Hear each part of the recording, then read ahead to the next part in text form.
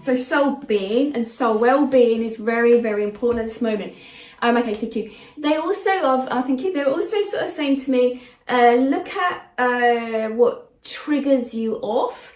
So if somebody, the way they might talk to you, the way they might treat you, have a look at that. See what's going on for you.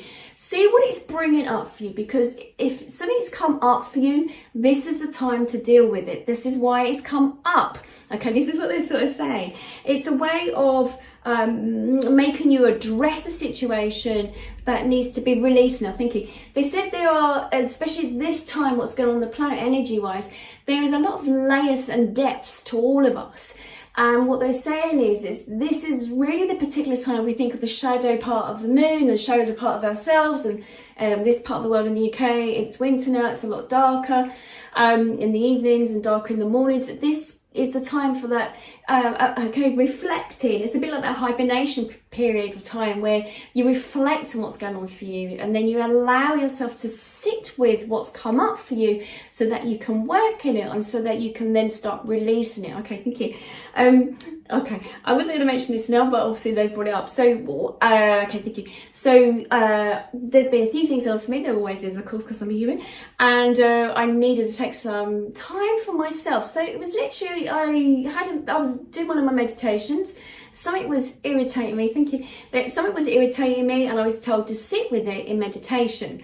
Now, I must admit, as the human part of me was sitting there in meditation, I just kept on thinking about this person that's really making me really cross and really triggering me, really frustrated, and also brought up a lot of thoughts and feelings within me, feeling that there was something that I felt quite fearful about.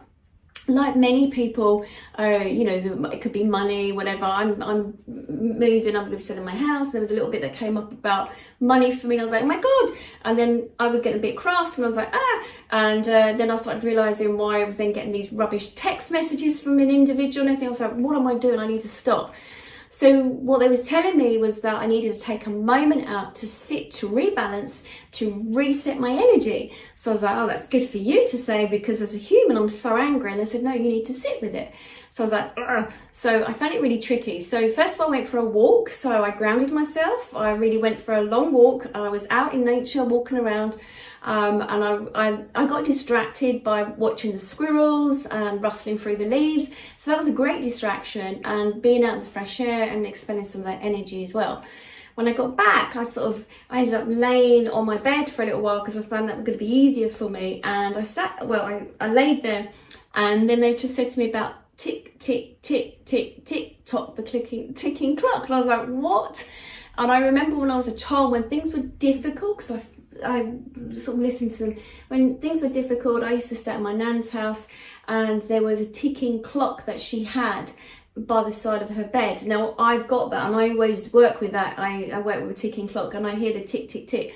So they're sort of saying, I'm like, why are you saying this? But they're sort of saying, what I did is where I found meditation maybe a little bit tricky at that moment in time, I found the use of having that ticking clock. I was listening to every tick, every second. I could hear it, and it distracted me. It sort of brought me back to myself. It stopped my energy. I empowered myself. I took back my energy in that moment instead of allowing my mind to go off. So I was listening to the ticking, I was being with the ticking, and then the message that I heard was very much about bringing yourself inwards, sort of like in the cocoon, bring it inwards. And every time I heard a ticking, I was going in deeper and deeper into myself, and I was like, almost I could feel like myself going through the layers of my skin, going through the layers of my organs, and I was just sitting there, and it was the most bizarre feeling. I was just really going deep internal, and I sort of stayed with myself, and I was listening to them, and I was just in that meditative state. But I was allowing it, like as the ticking was going in, it really felt as if a bit like the seashore, as it was waves of that ticking coming into my body and moving in and moving out. And it helped, it so helped. It became like a reset button. And then when I was calmer, I felt as if I balanced myself, I'd rebalanced myself, and I felt that, now let's look at this problem. What's going on for me? And then I reassessed what was happening with that individual that is triggering me. I nearly swore then. Whoops. And then what I did is I listened into what was happening and I could see it clearer. But when I was in the human part of me and I got frustrated, I couldn't actually allow myself to be me. I sort of got caught up in the past. I got caught up in my insecurities. I lost my guidance. I lost my balance for a short time. And that's what they told me to say. It's about finding your balance. Really, really important to find your balance right now. Okay, however that might be. So if you're having a tricky time, a tricky moment, whether it means going out for a walk, being with nature because it brings you back to this moment in time, who knows, you might find a squirrel rustling through the leaves, or whatever it is for you, it brings you back. You don't disempower yourself, you don't allow your energy to be sucked out.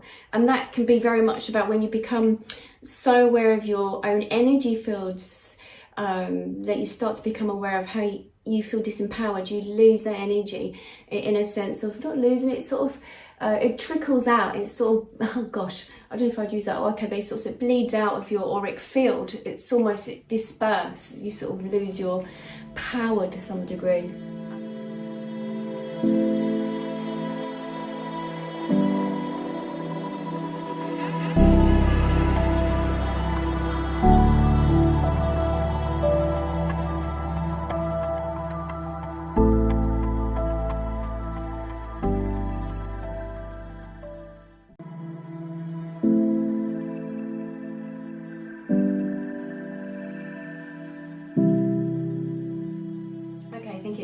They said, first of all, to acknowledge thoughts and feelings. And as you know, the thoughts create those feelings, physiology in your body and everything else. But they said there are many of you that over rationalize the fact that or would diminish it by saying, oh, this is silly or stupid for me to be feeling a certain way about a situation that comes up. Okay, not you personally, but this is what they're saying.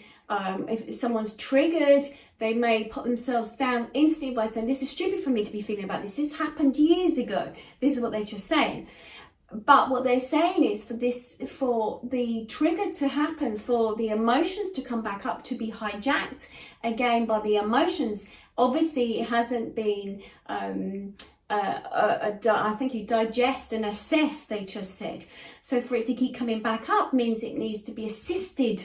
And to be assisted, they just said, is by reviewing that situation. Now, okay, thank you. They just said that with the past lives, to sit with the emotions in the body, you will know when it is an emotion from this lifetime.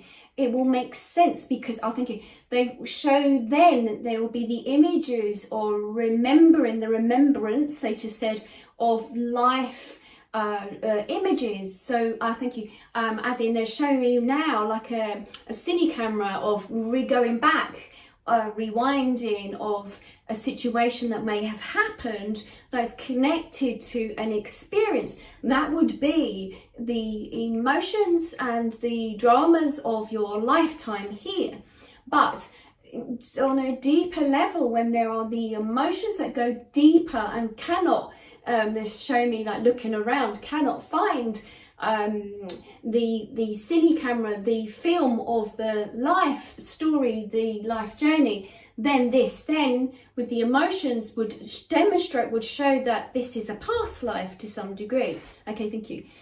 Now they're saying by then being aware of the difference, the past life, you may sit there as a human and ask yourself, okay, I don't recall a human experience in this lifetime.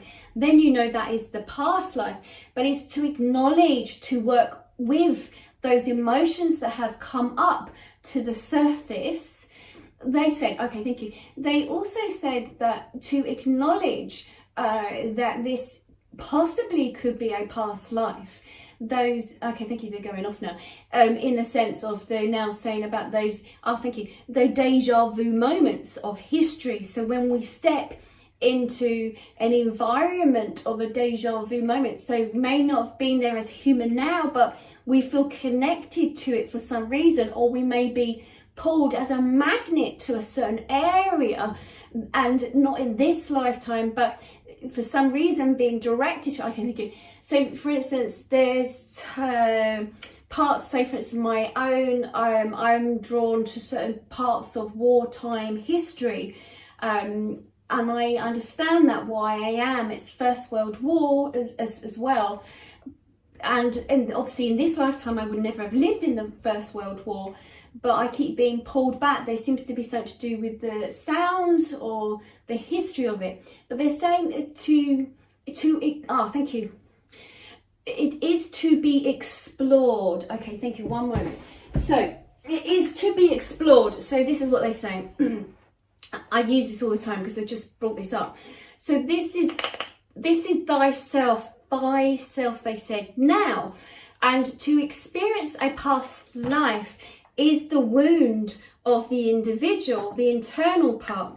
So when you then have something that comes up for you, and then we have said that it's not the human self in this lifetime, and you explore it deeper, and you may be drawn to a particular time in history by either the sound. Now they're saying sound has to be very important. So if there is a sound of a music, or the sound, they give me a Ferris wheel for some reason. They said Ferris wheel. That's like in an old fairground. The sound, they said, would stimulate memory. Okay, this is what they're saying.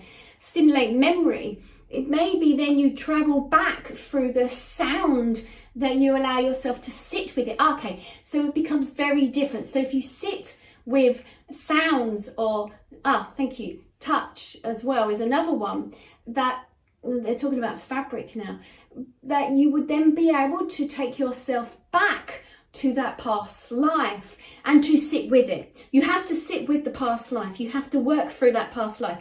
Look, explore around. So what they're doing to me, what they're showing me right now is, okay, thank you. They're showing me like a pyramid, and they're showing the inside, the mirror of an so each side, the walls are mirrors. And they're saying then you have to look at yourself in that past life. Look at the sides of your personality. Look at where there may be wounds. So it's to work for it. So acknowledge it, but also needs to be worked through, because there is some point in your soul that whatever needs healing, I love it, that you're holding on to it in the layers of your soul.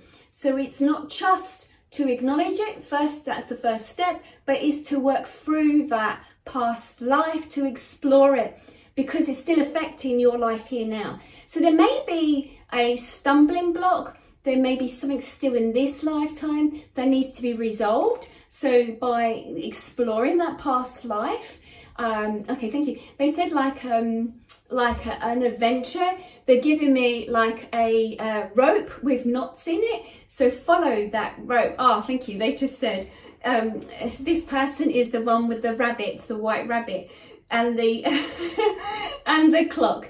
So they said to explore the journey with that, to allow yourself to become Alice in Wonderland, to explore that journey. So past lives are to explore your journey and your connections to individuals in your life. That's what they just said.